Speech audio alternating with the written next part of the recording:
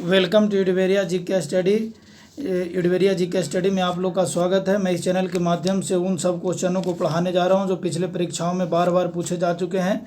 Video अच्छा लगे तो वीडियो को लाइक करें, चैनल सब्सक्राइब करें, बेल आइकन दबाएं और उन भाइयों तक शेयर करें जो प्रतियोगी परीक्षाओं की तैयारी कर रहे हैं।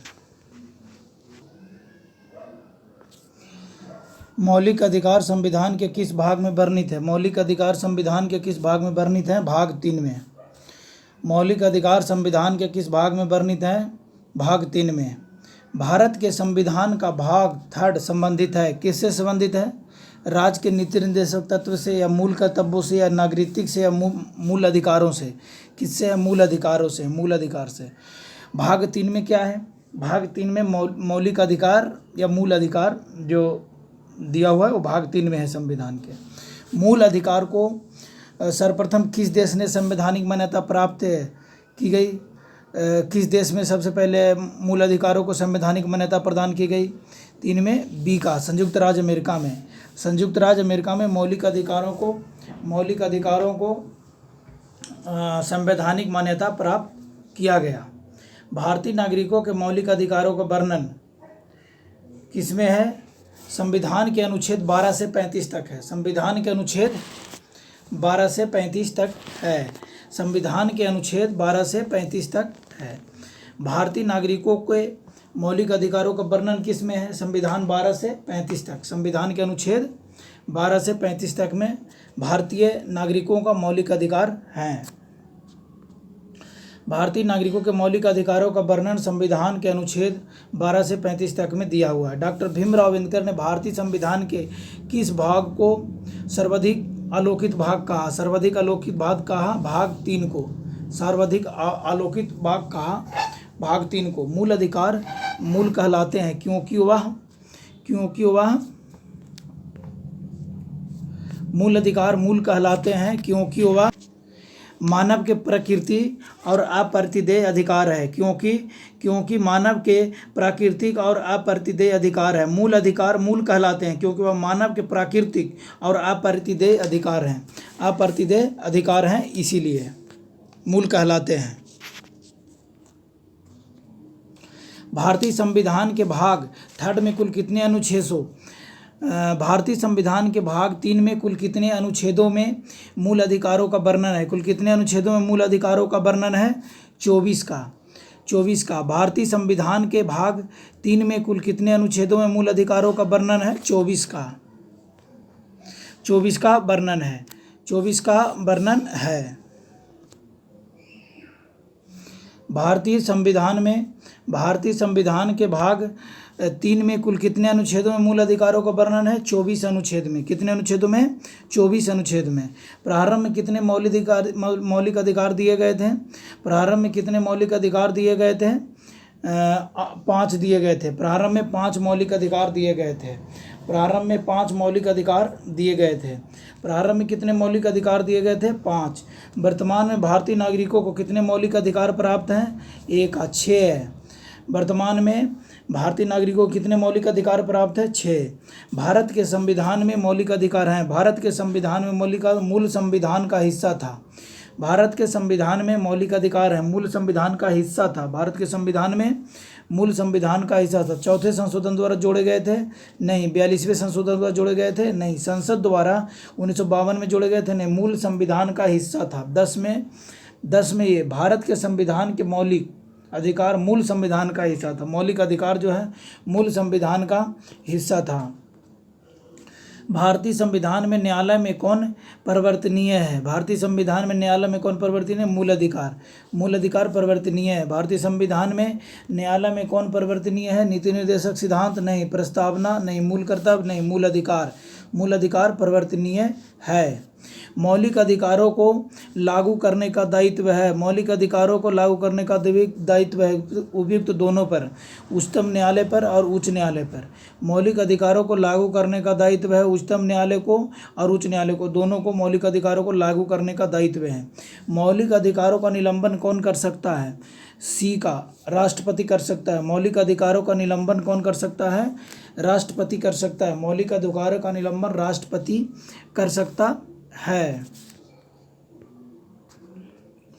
मौलिक अधिकारों के बारे में सुनवाई करने का अधिकार निम्न को प्रदान किया जाता है। किसको? सर्वोच्च न्यायालय को। मौलिक अधिकारों के बारे में सुनवाई करने का अधिकार निम्न को प्रदान किया जाता है। सर्वोच्च न्यायालय। मौलिक अधिकारों के बारे में सुनवाई करने का अधिकार किसको दिया जाता है? प्रदान किया जाता है सर्वोच्च न्यायालय को। प्रधानमंत्री को नहीं, उच्च न्यायालय को नहीं, सर्वोच्च न्यायालय को। संविधान में उद्घोषित मौलिक अधिकारों में संशोधन किया जा सकता है केवल संसद द्वारा, केवल राष्ट्रपति द्वारा, या सर्वोच्च न्यायालय द्वारा, या किसके द्वारा किया जाता है? सी का, संसद द्वारा किया जाता है। संविधान में उद्घोषित मौलिक अधिकारों में संशोधन किया जा सकता है केवल संसद द्वारा। भारतीय नागरिकों को प्रदान किए गए मूल अधिकारों को, भारतीय नागरिकों को प्रदान किए गए मूल अधिकारों को निलंबित किया जा सकता है।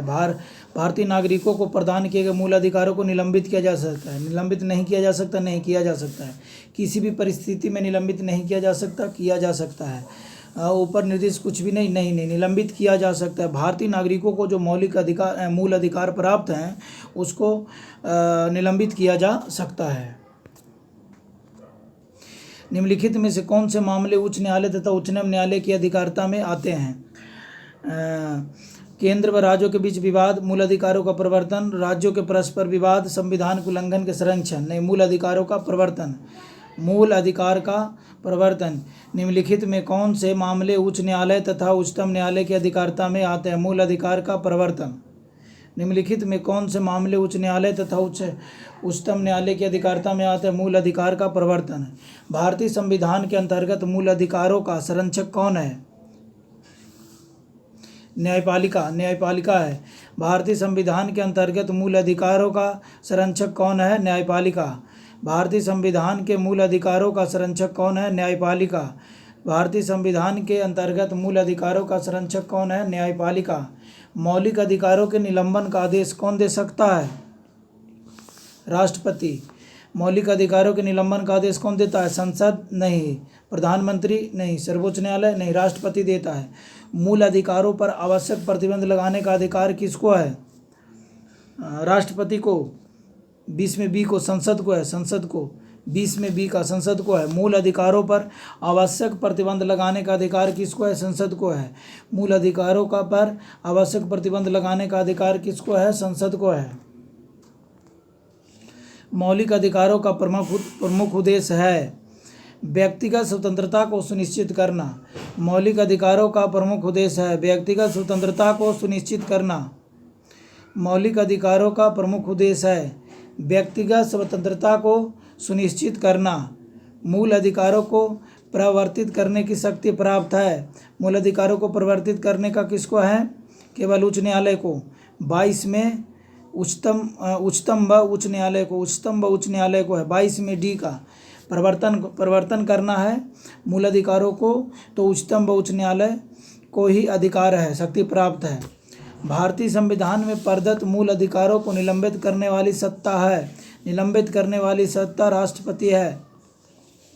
23 में डी, राष्ट्रपति निलंबित कर सकता है मूलभूत अधिकारों को। भारत में मौलिक अधिकारों के संबंध में निम्न वक्तव्यों पर विचार कीजिए। 24 का ये 1 और 2 सही है। यह राजनीति के विरुद्ध एक गारंटी है। यह संविधान के भाग 3 में सूचित है। भारत में मौलिक अधिकारों के संबंध में निम्न वक्तव्यों पर विचार कीजिए। यह राजनीति के विरुद्ध एक गारंटी है। यह संविधान के भाग 3 में सूचित है।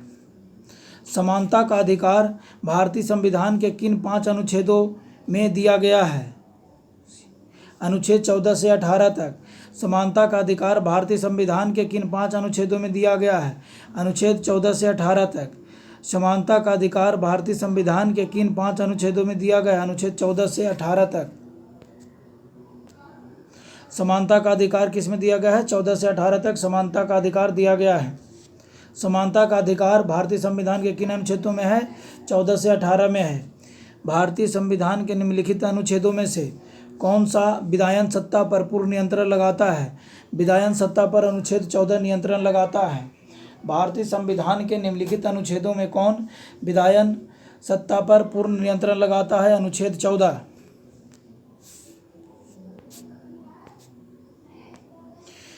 भारतीय संविधान में प्रस्तावना प्रयुक्त समाजवादी शब्द का निम्नलिखित में से किस अनुच्छेदों के साथ मिलकर पढ़ने से सर्वोच्च न्यायालय को समान कार्य के लिए समान वेतन मौलिक अधिकार परिभाषित करने की शक्ति प्राप्त हुई? 27वें सी का अनुच्छेद 14, 15, 16 में समाजवाद शब्द का निम्नलिखित में हुआ और समान वेतन का मौलिक अधिकार प्राप्त हुआ 14, 15 और 16 से। 14, 15, 16 पढ़ने से 14, 15, 16 पढ़ने से। संविधान के किस अनुच्छेद में कानून का समान संरक्षण प्रावधानित है? 28 का सी अनुच्छेद 14। संविधान के किस अनुच्छेद में कानून का समान संरक्षण प्रावधानित है? अनुच्छेद 14। संविधान के किस अनुच्छेद में कानून का समान संरक्षण प्रावधानित है? अनुच्छेद 14। भारतीय संविधान का कौन सा अनुच्छेद छुआछूत उन्मूलन से संबंधित है? छुआछूत उन्मूलन से है 29 में सी का अनुच्छेद 17 है। अनुच्छेद 17 छुआछूत से संबंधित है। भारतीय संविधान का कौन सा अनुच्छेद छुआछूत उन्मूलन मतलब छुआछूत को खत्म करता है? अनुच्छेद 17। अनुच्छेद 17 जो है 17 जो है छुआछूत को खत्म करता है। निम्नलिखित में से भारतीय संविधान के कौन से अनुच्छेद में किसी भी रूप में अस्पृश्यता निषेध के लिए प्रावधान है? अस्पृश्यता निषेध के लिए प्रावधान है। 30 का बी अनुच्छेद 17। अनुच्छेद 17 निम्नलिखित में से भारतीय संविधान के कौन से अनुच्छेद में किसी भी रूप में अस्पृश्यता निषेध के लिए प्रावधान है? अनुच्छेद 17। समानता का अधिकार भारतीयों के लिए सुनिश्चित करता है।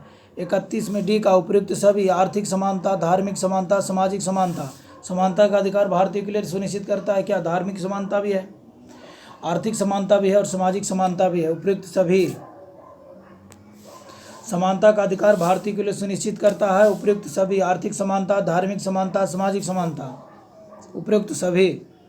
संविधान के किस अनुच्छेद के प्रावधानों के अंतर्गत भारत सरकार द्वारा भारत रत्न, पद्म विभूषण आदि अलंकरण प्रदान किए जाते हैं? किस अनुच्छेद के द्वारा पद्म विभूषण, भारत रत्न, पद्म विभूषण अलंकृत किया जाता है मतलब प्रदान किए जाते हैं? बी का अनुच्छेद 18 द्वारा।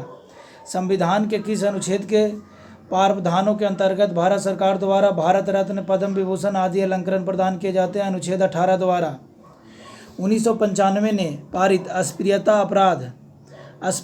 अपराध अधिनियम को वर्तमान में किस नाम से जाना जाता है? 33 का डी समता का अधिकार।